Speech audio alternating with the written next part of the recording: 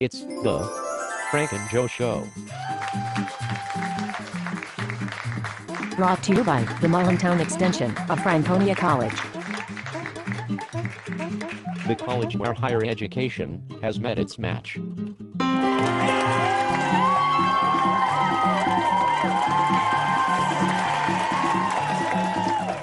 Wow.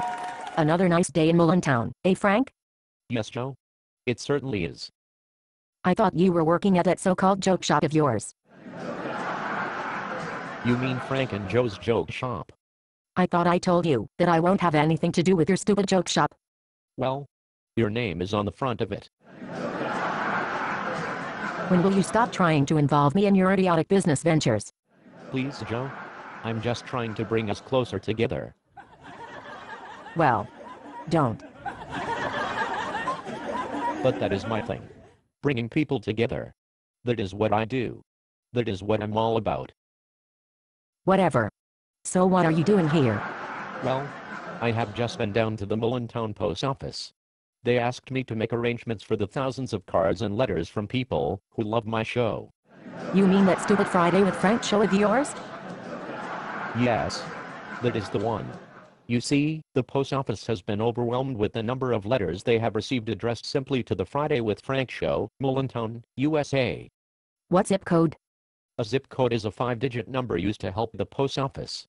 But that is not important right now. Frank, please.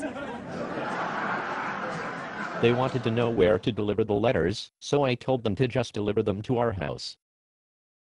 I see. That explains it. What does that explain? It explains the mess on our front lawn. I thought the paper recycling truck had a wreck in front of our house. So what are we going to do with the mess on our lawn? Don't worry, Joe. I have the plan.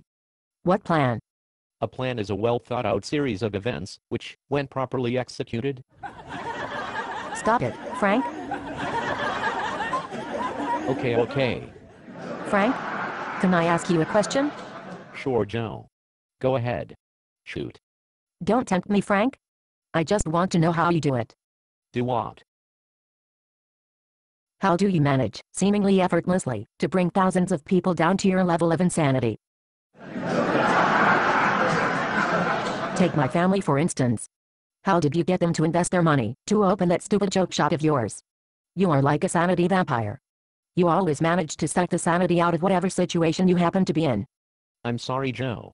But you see, comedy is a serious business. Your family seems to understand that. But why is it that, after all these years, you still do not understand? Simple. I sleep with garlic under my pillow to ward off your insanity. Oh. I thought that smell was coming from your cat. Watch it, Frank. Do not add insult to injury. Joe, you remind me of the man. What did you say? Did you just say that I remind you of a man? Yes.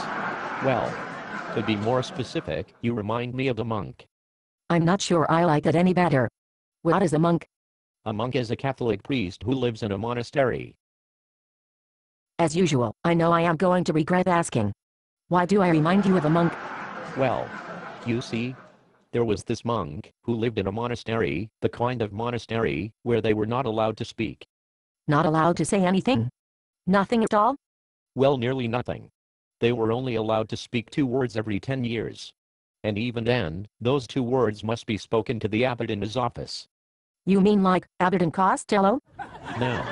An abbot is in charge of all the other priests.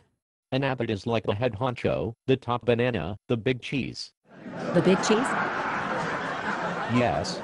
Try to think of the abbot as the mother of all fathers. Mother of all fathers. Okay, I get it. So what happened to this monk? Well, 10 years passed, and he was called to the abbot's office to say his 2 words.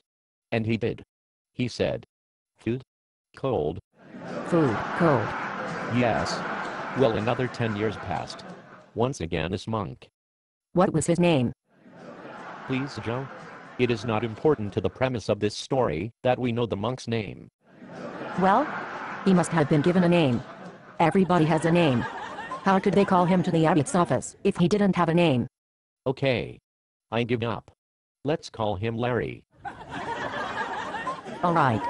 Larry. So go on with the story. Okay. So the monk, Named Larry. named Larry, went to the abbot's office after another 10 years. This time, he said, bread? Hard? Dead? Hard. Yes. So, he, Larry the monk, went away for another 10 years before being called back to the abbot's office. The abbot said, "All right, my son. It is time for you to speak your 2 words." Whereupon Larry said, "I quit." Then the abbot looked at him and said, "Well, it is really no surprise. All you have done for the past 30 years is complain." Oh, brother.